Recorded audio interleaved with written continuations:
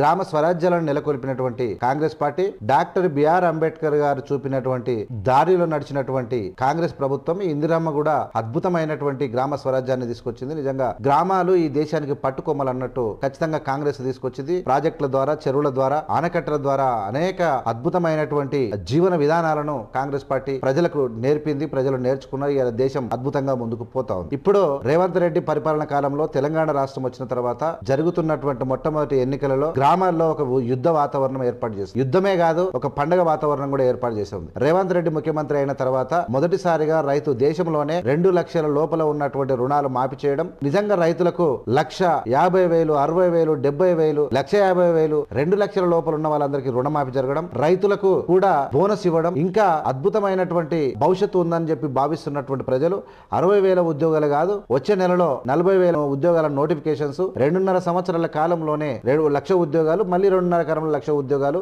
పూర్తి ఉద్యోగాలను భర్తీ చేస్తాం, మేము ఆదుకుంటాం, ప్రజలకు దగ్గర ఉంటామని చెప్తున్నటువంటి రేవంత్ రెడ్డి యొక్క పాలనను ప్రజలు ఆస్వాదిస్తున్నట్టు కనబడతా ఉంది.